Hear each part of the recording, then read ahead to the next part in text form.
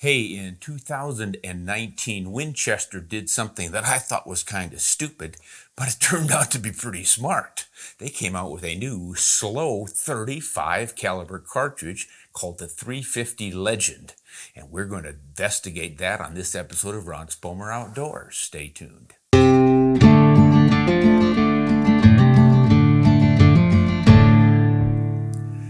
Now, before I get into the details of the 350 Legend, I want to give you guys a good book idea here, Hal West and Crooked by Tom Cole. This is something really different. I uncovered this during a hunt in Australia for Asiatic water buffalo.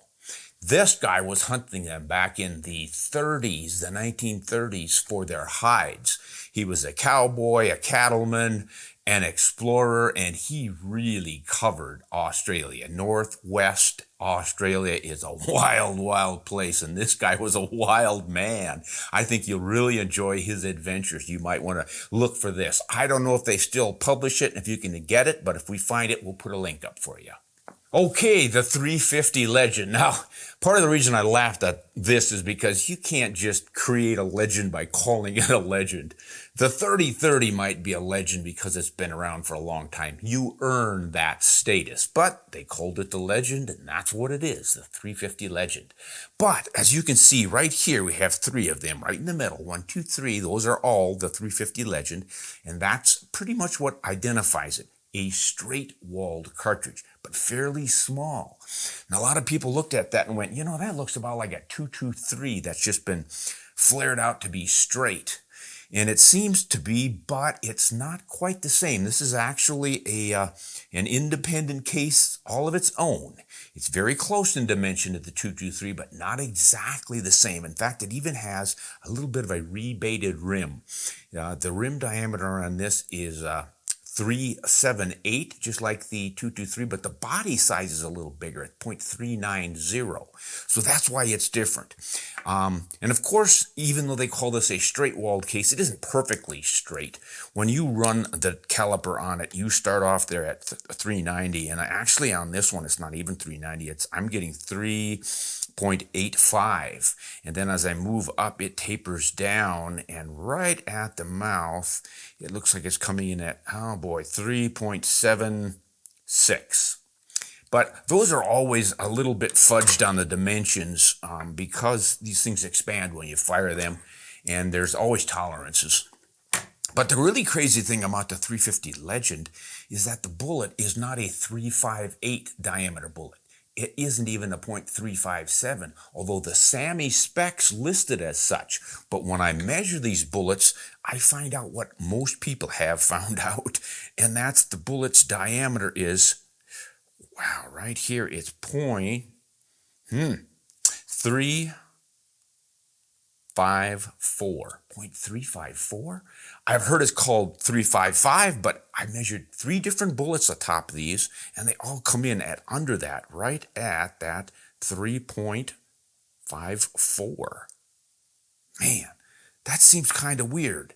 And the weird thing about this, even though it's considered to be a 357, Winchester builds 0.355-inch diameter bullets for it, and Hornady started building bullets, and they're doing .355 as well. And if you know anything about handgun or pistol bullets, that's the 9mm Luger. And the 380. Same thing. So you got to watch out if you're a hand loader in messing around with this. I have heard some hand loaders look at a 35 and they figure 358 and they'll load it. You've got some issues with pressure on that baby. So be careful. Make sure you specify the right ammunition. Now, if you're buying factory loads, no problem. But if you're a hand loader, don't just grab any 35 caliber bullet. There are .355s, 357s, and 358s. Make sure you get the right one. Okay, now that I think I've got that cleared up, why make this in the first place? Well, the whole idea was to create a straight-walled cartridge that would be legal for deer hunting in several Midwest states that still don't allow bottlenecked cartridges.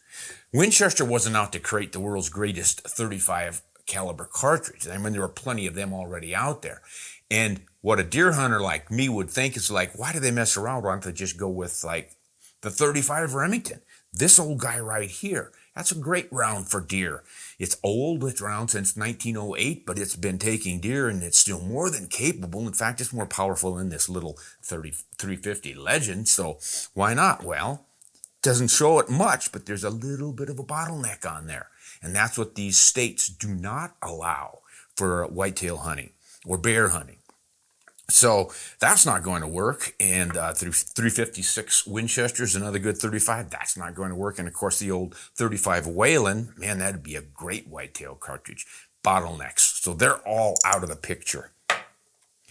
Now you can go way back to the 3855 Winchester, or the new version of it, which was created in, I think, 1978. Winchester called it the 375 Winchester, even though it's not a 37 caliber. You know how the nomenclature goes on these things. But this guy is not going to work because it's too long for some of these states. They not only specify you have to have a straight-walled cartridge, but it's got to be under a certain length, and it's usually, I think, about 1.8 inches.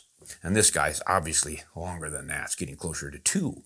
But this is probably your fastest option in a straight-walled cartridge in a 35 caliber.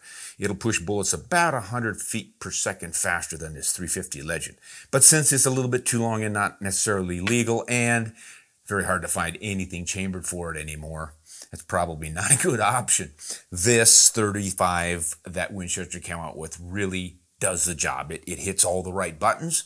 It qualifies in all the states to be legal. So bingo, this is what everyone is going to, and they seem to be pretty darn happy with it. Now, I have never hunted with a 350 Legend. I've shot it a few times. You can see I've got some empty brass here, and it's an easy shooter. And the combination of being legal in so many states and a mild recoiling cartridge and the ballistics that it cranks out despite its small size, I think is what's made it so successful. Now, what about those ballistics? I think the easiest way to sum it all up is this is a modern 30-30 Winchester. In fact, it's probably a little better than the 30-30 Winchester. So, cutting to the chase on this one, if you're thinking about the 350 Legend and what it might be good for, if you like what a 30-30 does, but you don't necessarily want to shoot a lever action rifle, or you're in a state where you can't use the 30-30 because that's also a bottleneck cartridge, 350 Legend's probably going to do the job. And we will look at some ballistic numbers here to prove that. But before we jump in there, I want to mention a couple of other also-rans. This is the 357 Magnum handgun cartridge, and a lot of guys shoot that for whitetail. Straight-walled cartridge, but it's handgun. In handguns, you cannot get your pressures pushed up to get more velocity. This is something that the 350 Legend does. It is allowed 55,000 PSIs of pressure, according to SAMI. That's your average chamber pressures. And that means you can push your bullets a lot faster.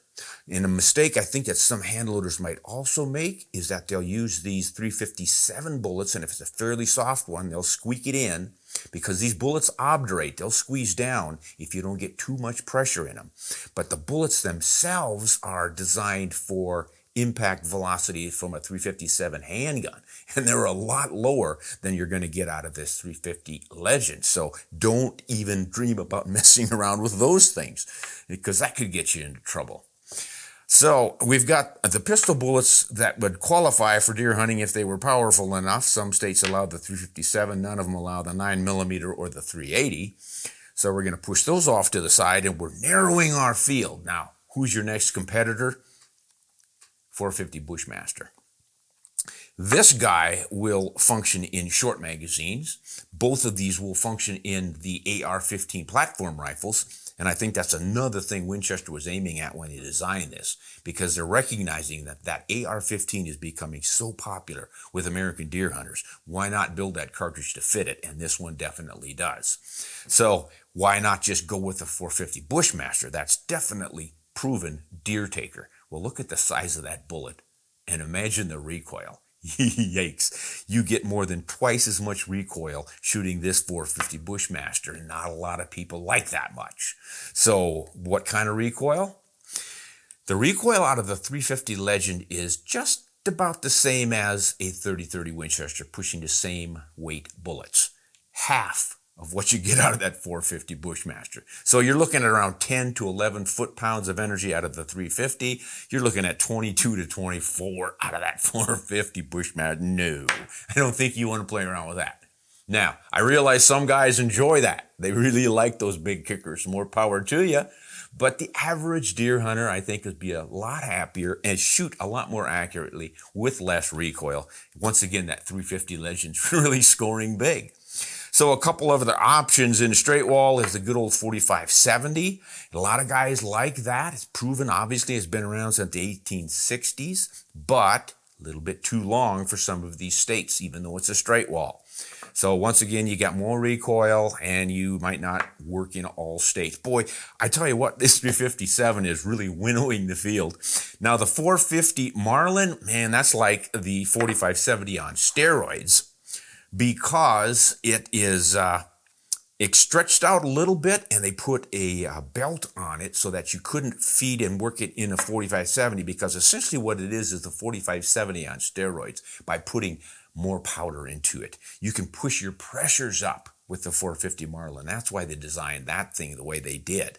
Otherwise, it's the 4570. And in modern rifles, you can probably get that 4570 to go as fast as the 450 Marlin. But that one was designed for the lever action Marlin rifle and the pressures that it can take. And it's also chambered, I think, in some Ruger number ones. But those are big horses right there, and you're probably not going to ride them through the Midwest straight whitetail states. Here's our 350 Legend. It is probably going to be a legend someday.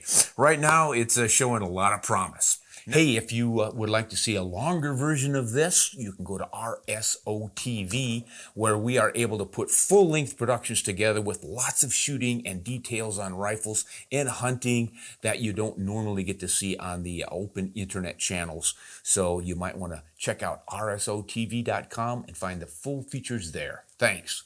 Oh, hey, before I get to the advantages and disadvantages, I've got to put a 30-30 up here. I forgot. There's your comparison to the old original 30-30 from 1894 and the new version that I call, it's the 350 Legend. So there's your 21st century 30-30 performance. As you can see, this is a rimmed cartridge, which was the standard back in the day. It's a bottleneck, and that's why it's not allowed in these states. So I think Winchester did a good job of coming up with a new 30-30. So you can see there's a little more powder capacity. Figure about 30 to 35 grains of powder in the 30-30 versus 25 to 27 in the 350, depending on the type of powder, obviously, and the weight of the bullet. But just a quick comparison there for you. So that's the story on the 350 Legend. My hat's off to Winchester for coming up with this. I'll admit I was wrong when it first popped up and I thought it was laughable. Because the laugh is on me. This thing is really proven to be an effective little deer hunting cartridge. So low recoil, 30-30 type performance, you've got yourself a 350 Legend. Hey, this is Ron Spomer. Thanks for watching. I invite you to subscribe to our channel if you like what you're seeing here. It really helps out. And we want to thank our patrons. If you would like to join them and me on Patreon, just go to patreon.com, Ron Spomer Outdoors, and we'll sign you up. And it was one of our patrons who suggested we cover the 350 Legend, so thanks for that. Hunt honest and shoot straight.